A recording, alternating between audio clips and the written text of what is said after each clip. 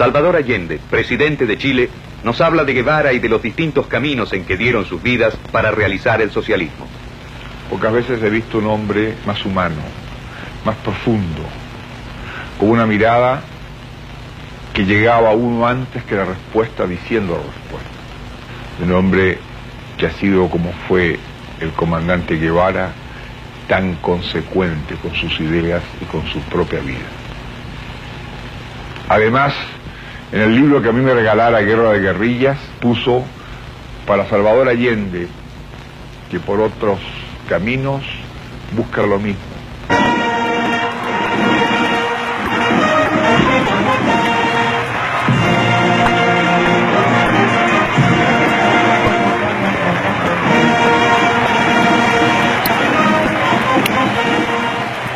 Cuando el gobierno cumplió un año, Allende recibió visita de Fidel Castro. Nunca antes Fidel Castro había pisado América del Sur.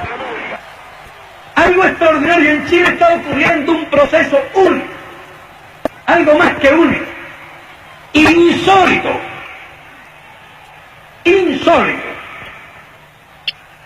es un proceso revolucionario. A comienzos de 1972, el excesivo gasto público presiona una economía sin ahorro ni inversión, y rápidamente los bienes y servicios empiezan a escasear. Nace el desabastecimiento y con él el mercado negro. Que habían días que no había ni pan, po. Había que comer pan duro a veces, porque hacían pan, pero eran unas colas inmensas. Cuando había una cola no se paraba en la cola. No preguntaba de qué, porque, bueno, por algo sería. Falta de comida es horrorosa, es una cosa cuando tú tienes niños chicos y no tienes que darle, o los escolares, eso te marca, eso te produce una cosa terrible. Para combatir el desabastecimiento y el mercado negro, el gobierno impulsa en barrios y poblaciones la creación de las Juntas de Abastecimientos y Control de Precios, las JAP, que distribuyen una canasta familiar con algunos productos esenciales. Claro que igual hay que hacer cola. Rápidamente, la oposición organiza la primera marcha de las cacerolas vacías. A su vez, el proyecto de la Escuela Nacional Unificada es denunciado por la oposición como un intento por introducir un sistema totalitario al interior de los colegios. La ENU, que tiene el respaldo de la UNESCO, revoluciona a la sociedad chilena y es finalmente abortada. Porque tenemos que salvar primero el país y después miraremos hacia atrás. Y por eso creo y estoy convencido que solamente cuando los chilenos vean lo que es el comunismo, cuando los chilenos entiendan los engaños, la falacia, cómo lo están engañando, van a darse cuenta que este gobierno tiene razón. Ahora van a escuchar lo que fue Salvador Allende y cuál es la verdad de la milanesa. José Barba Caballero escribió este artículo del año 2003, si no me equivoco. Ese artículo nunca fue refutado por nadie. Bueno, los sucesos de Chile que culminaron con el derrocamiento y suicidio de Salvador Allende tienen una historia muy distinta a como la cuentan los marxistas criollos y los intelectuales de opereta que tenemos en nuestro país.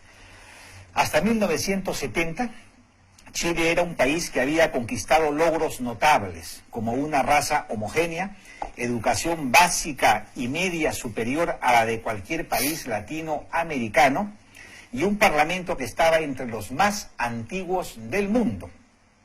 Por esta conciencia cívica de respeto y tolerancia a las ideas, los chilenos se sentían orgullosos de ser llamados los ingleses de América Latina. Pero todo esto terminó con Salvador Allende.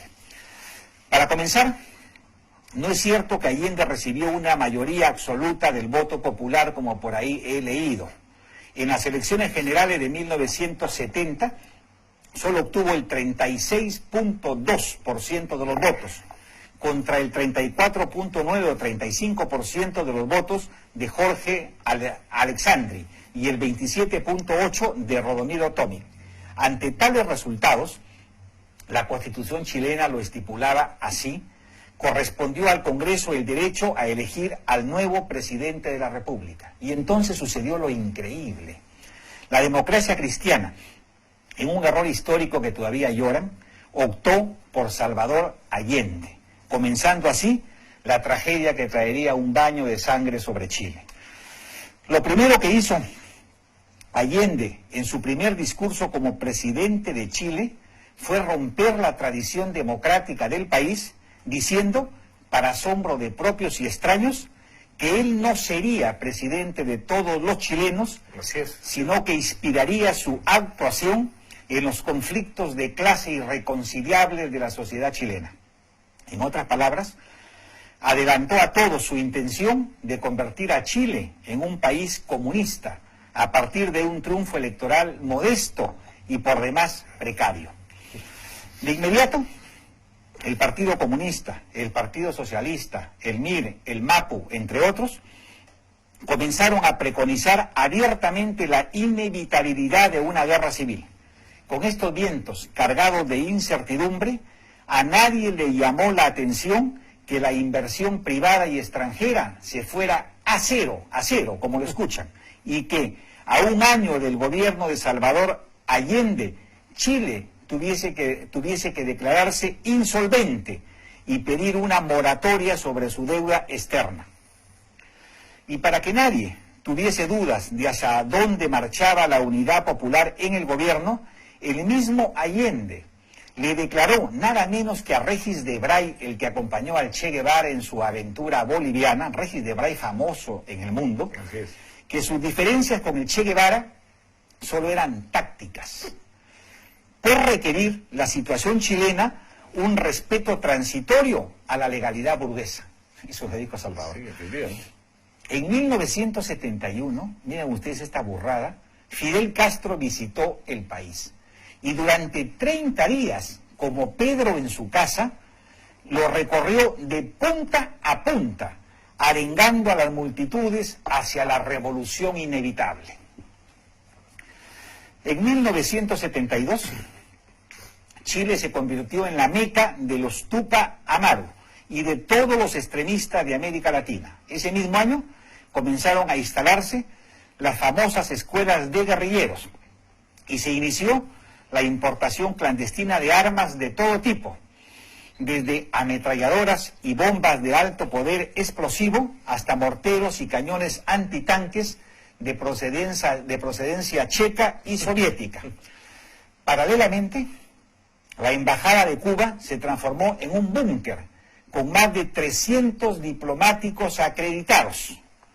Para 1973, perdieron el control de los principales sindicatos industriales y mineros. Aún así, plantearon la sustitución del Congreso por una asamblea popular, como en Cuba, ¿no? Y la creación de tribunales del pueblo, como en Cuba, de los cuales algunos llegaron a funcionar.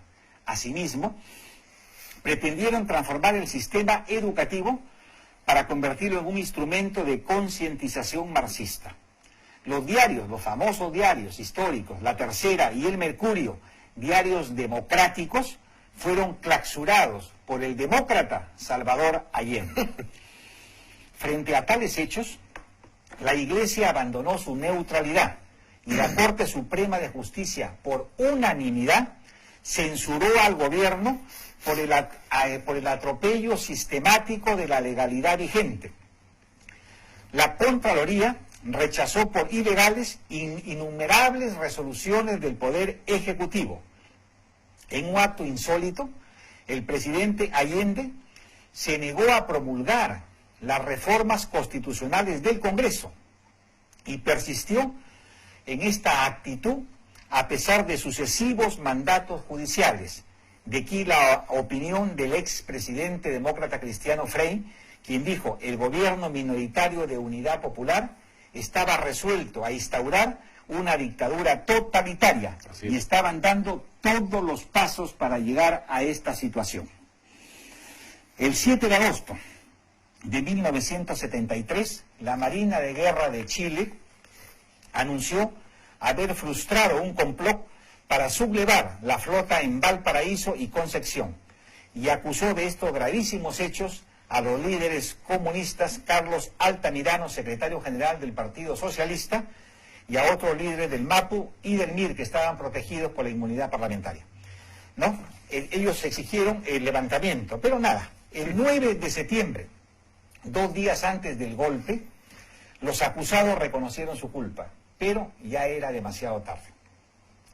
La destrucción de la democracia, de la economía y la negativa de las Fuerzas Armadas a convertirse en víctimas del comunismo terminó de prender la pradera y el rostro de la muerte se apoderó de Chile. Aunque cabe agregar que sin Salvador Allende y las monumentales torpezas políticas de la Unidad Popular, el mundo jamás hubiese escuchado el nombre de Augusto Pinochet. Por estas razones, yo me niego, Rafael también, y como nosotros miles, a rendirle homenaje a quien no fue un idealista, sino un dogmático, a quien no fue un demócrata, sino un comunista que intentó convertir a Chile en una tiranía inmunda, como lo era Cuba. Si hoy recordamos a Salvador Allende, no debe ser para enaltecerlo, sino para censurarlo, y recordar por siempre que la gran lección que Chile nos dejó no es otra que la evidencia incontrastable que el marxismo-leninismo es incompatible con la democracia, ¿no? Y con la libertad. Pero adicionalmente, después del golpe militar, el señor Eduardo Frei, el expresidente chileno, dijo: la democracia en Chile no la mataron los militares, ya se moría sola y la remató Salvador Allende. Es una frase de Eduardo Frei padre, ¿no?, que diciendo que la culpa no fue de los militares. Todo Chile demandaba, bueno, la grandísima mayoría de los chilenos demandaba ya con cacerolazos a los militares que por favor salieran en la defensa de la democracia y de la libertad en Chile.